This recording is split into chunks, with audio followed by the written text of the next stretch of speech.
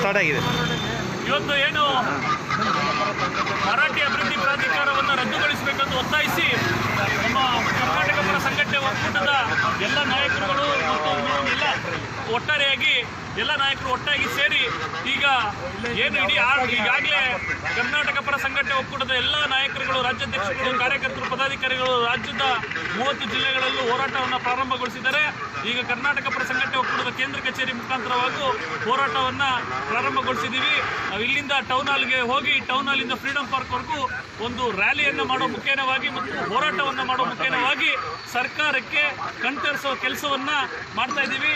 ಇವತ್ತು ಏನು ಈ ಒಂದು ಹಿಟ್ಲರ್ನ ಆಡಳಿತವನ್ನ ರೀತಿಯಲ್ಲಿ ನಡೆಸ್ತಾ ಇದ್ದಾರೆ, ಇವತ್ತು ಇದು ಖಂಡನೀಯ. ಮರಾಠ ಅಭಿವೃದ್ಧಿ ಪ್ರಾಧಿಕಾರವನ್ನ ತಕ್ಷಣದಲ್ಲೇ ರದ್ದುಗೊಳಿಸಬೇಕು.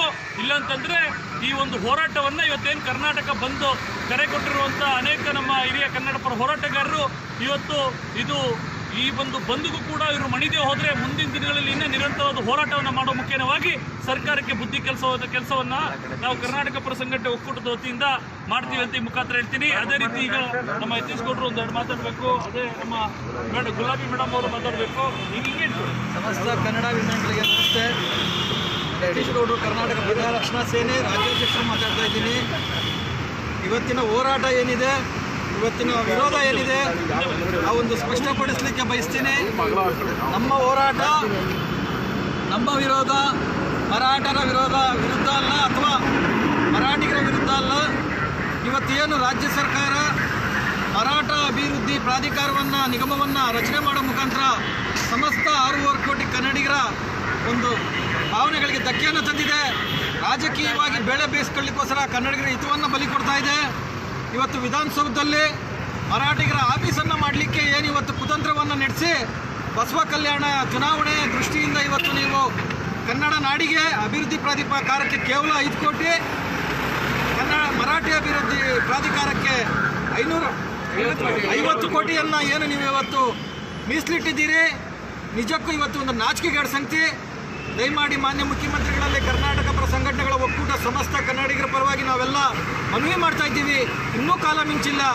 ನಿಜವಾಗೂ ನಿಮಗೆ ಸ್ವಾಭಿಮಾನ ಇದ್ದರೆ, ನಿಜವಾಗೂ ನಾಚಿಕೆ ಮಾನ ಮರ್ಯಾದೆ ಇದ್ದರೆ ಈ ಕೂಡಲೇ ಕನ್ನಡ ಅಭಿವೃದ್ಧಿ ಮರಾಠಿ ಅಭಿವೃದ್ಧಿ ಪ್ರಾಧಿಕಾರವನ್ನು ಈ ಕೂಡಲೇ ರದ್ದು ಮಾಡಬೇಕು. ಆ ಮುಖಾಂತರ ಕನ್ನಡಿಗರ ಹಿತವನ್ನು ಕಾಯಲಿಕ್ಕೆ ನಾವು ಮುಂದಾಗಬೇಕು.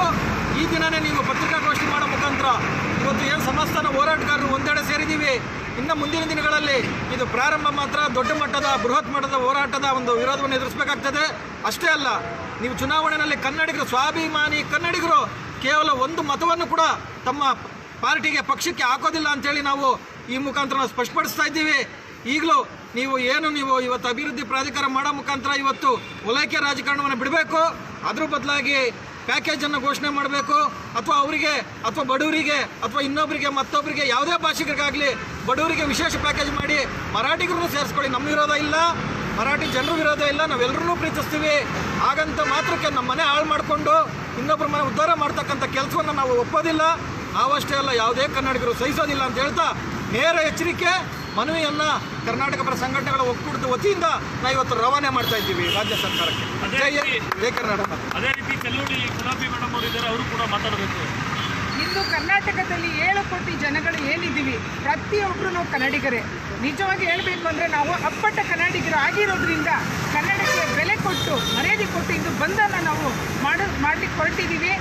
ಈ ಪ್ರತಿಯೊಬ್ಬರದ್ದು ಜಾತಿ ವಿಂಗಡಣೆ ಮಾಡ್ತಿರುವಂಥ ಈ BJP ಸರ್ಕಾರಕ್ಕೆ ಹೆಣ್ಣುಮಕ್ಕಳ ಪರವಾಗಿ ನನ್ನ ಕಡೆಯಿಂದ ಒಂದು ಉತ್ತರ ಇರಲಿ ಅಂತ ಹೇಳಿಕ್ಕೆ ಇಷ್ಟಪಡ್ತೀನಿ.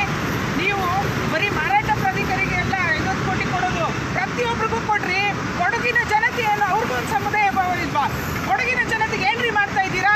ನೇರವಾಗಿ ಒಂದು ರಸ್ತೆ ವ್ಯವಸ್ಥೆ ಸರಿ ಇಲ್ಲ ಅಲ್ಲಿ, ಹಾಗೂ ಒಂದು ಆಸ್ಪತ್ರೆ ಸಹ ವ್ಯವಸ್ಥೆ ಸರಿ ಇಲ್ಲ. ದಯಮಾಡಿ ಇನ್ನಾದರೂ ಎಚ್ಚೆತ್ತುಕೊಂಡು ನೀವು ಪ್ರತಿಯೊಂದು 7 ಕೋಟಿ ಜನ ಏನಿದ್ವಿ ಕರ್ನಾಟಕದಲ್ಲಿ ಎಲ್ಲರಿಗೂ ಸಮವಾಗಿ ಹಂಚಿ ನೀವು ಮಾರಾಟ ಪ್ರಾಧಿಕಾರ ಅಂತ ಹೇಗೆ ತರ್ತೀರಾ? ಅದೇ ರೀತಿ ಮಣಿಕಂಠ ಅವರು ಕೂಡ ಮಾತಾಡ್ತಾರೆ. ಪೂರ್ಣ ಕರ್ನಾಟಕ ಜನಜಾಗೃತಿ ರಾಜ್ಯ ಮಣಿಕಂಠ ಮಾತಾಡ್ತಿದ್ದೀವಿ. ಇವತ್ತಿನ ದಿನ ನಮ್ಮ ಮುಖ್ಯಮಂತ್ರಿಗಳು ಏನು ಮಾಡಿದ್ದಾರೆ ಅಂದರೆ ಕನ್ನಡಿಗರಿಗೆ ದ್ರೋಹ ಮಾಡಿದ್ದಾರೆ. ಅಂತಿಂತ ದ್ರೋಹ ಅಲ್ಲ ಅವ್ರು ಮಾಡಿರೋದು. ಬರೀ 5 ಕೋಟಿ ರೂಪಾಯಿ ಕನ್ನಡಿಗರಿಗೆ ಕೊಟ್ಟು ಮರಾಠಿ ಪ್ರಾಧಿಕಾರಕ್ಕೆ 50 ಕೋಟಿ ಕೊಟ್ಟಿದ್ದಾರೆ. ಇದು ಇಲ್ಲಿವರೆಗೆ ಬಂದಂಥ ಯಾವುದೇ ಮುಖ್ಯಮಂತ್ರಿಗಳು ಈ ಥರ ಒಂದು ನಮ್ಮ ಕನ್ನಡಿಗರಿಗೆ ಒಂದು ಮೋಸವನ್ನು ಮಾಡಲಿಲ್ಲ ಅವರು. ಅದೇ ರೀತಿ ಇವತ್ತು ಏನು ಮಾಡ್ತಿದ್ದಾರೆ ಅಂದರೆ, ಈಗ ಕೊರೋನಾ ಬಂದು ಇಷ್ಟೊಂದು ತೊಂದರೆ ಆಗಿದೆ ಎಲ್ಲರಿಗೂ. ಅವರಿಗೆ ಕೊಡಲಿಕ್ಕೆ ಇವ್ರ ಹತ್ರ ದುಡ್ಡಿಲ್ಲ, ಒಂದು ವಿಧವಾ ವೇತನ ಕೊಡಲಿಕ್ಕೆ ಇವರಿಗೆ ದುಡ್ಡಿಲ್ಲ, ವೃದ್ಧಾಪ್ಯ ವೇತನ ಕೊಡಲಿಕ್ಕೆ ಇವ್ರ ಹತ್ರ ದುಡ್ಡಿಲ್ಲ.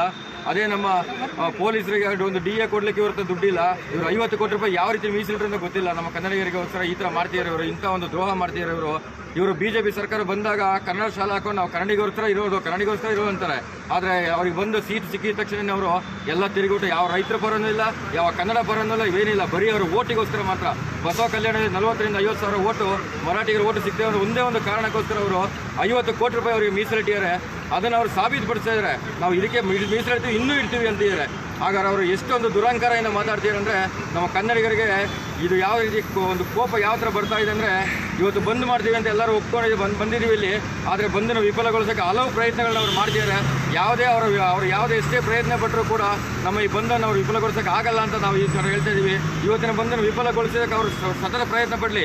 ಮುಂದೆ ಇನ್ನೊಂದು ದಿವಸ ಇದಕ್ಕಿಂತ ಬಲವಾದ ಒಂದು ಬಂದನ್ನು ನಾವು ಎಲ್ಲ ನಮ್ಮ ಪ್ರಜಾಸತ್ತಾಕ ಸಮಿತಿ ಆಗಲಿ, ಕನ್ನಡ ಒಕ್ಕೂಟಗಳು, ಎಲ್ಲ ಸಂಘಟನೆಗಳು ಸೇರಿ ಇದಕ್ಕಿಂತ ಬಲವಾದ ಒಂದು ಬಂದನ್ನು ನಾವು ಮಾಡ್ತೀವಿ ಅಂತ ಈ ಮೂಲಕ ಹೇಳಲು ಇಚ್ಛಿಸ್ಕೊಳ್ತೇನೆ. ಜೈ ಹಿಂದ್, ಜೈ ಕರ್ನಾಟಕ ಮಾತೆ. ಅದೇ ರೀತಿ ಮತ್ತೊಬ್ಬರು ವಿಜಯ ಕನ್ನಡ ರಕ್ಷಣಾ ವೇದಿಕೆಯ ರಾಜ್ಯಾಧ್ಯಕ್ಷರಾದ ರವಿಕುಮಾರ್ ಮಾತಾಡೋದು. ಇವತ್ತಿನ ದಿನ ನಾಚಿಗೇಡ್ ಸರ್ಕಾರ, ವರ್ಷ್ಟು ಸರ್ಕಾರ ಯಡಿಯೂರಪ್ಪಂದು, ಇದರಷ್ಟು ವರ್ಷ್ಟು ಸರ್ಕಾರ ಯಾವುದೂ ಇಲ್ಲ. ಯಾಕೆಂದರೆ ಯಾಕ್ರಿ ಸ್ವಾಮಿ ಬೇರೆ ಪ್ರಾಧಿಕಾರಗಳು ಮಾಡ್ತೀರಿ ನೀವು ಇಲ್ಲಿ?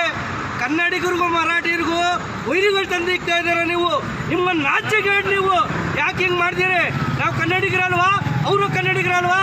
8.5 ಕೋಟಿ ಕನ್ನಡಿಗರು ಕರ್ನಾಟಕದಲ್ಲಿ. ಇಡೀ ಎಲ್ಲೆಲ್ಲಿ ಕರ್ನಾಟಕರಿದ್ದಾರೋ 8.5 ಕೋಟಿ ಕನ್ನಡಿಗರಿರುವುದು. ನಮ್ಮ ಮನೆ ಭಾವನೆ 8.5 ಕೋಟಿ ಏನು ಕನ್ನಡಿಗರಿದ್ದಾರೋ ಎಲ್ಲರೂ ಅಂತ ನಿಮ್ಮ ರಾಜಕೀಯ ಬೇಳೆ ಬೇಯಿಸ್ಕೊಳ್ಳೋಕ್ಕೋಸ್ಕರ ಇವರು ಮರಾಠಿಗರು, ಇವರು ಕನ್ನಡಿಗರು, ಇವರು ಈ ಜನ, ಅವ್ರು ಆ ಜನ ಅಂತ ನೀವೇನು ಮಾಡ್ತಾ ಇದ್ದೀರಿ? ನಮ್ಮಲ್ಲೇ ವೈರಿ ತಂದಕ್ತಾ ಇದ್ದೀರಾ ನೀವು. ಇದು ಯಾವುದೇ ಕಾರಣಕ್ಕೂ ಇದು ನಡಿಬಾರ್ದು. ನಿಮ್ಮ ಸರ್ಕಾರ ಇಲ್ಲಿ ಬೇಳೆ ಬೇಯಬಾರ್ದು ಯಾವುದೇ ಕಾರಣಕ್ಕಂತ ಹೇಳಿ 2 ಮಾತು ಮುಗಿಸ್ತಾ ಇದ್ದೀನಿ. ಜೈ ಹಿಂದ್, ಜೈ ಕರ್ನಾಟಕ.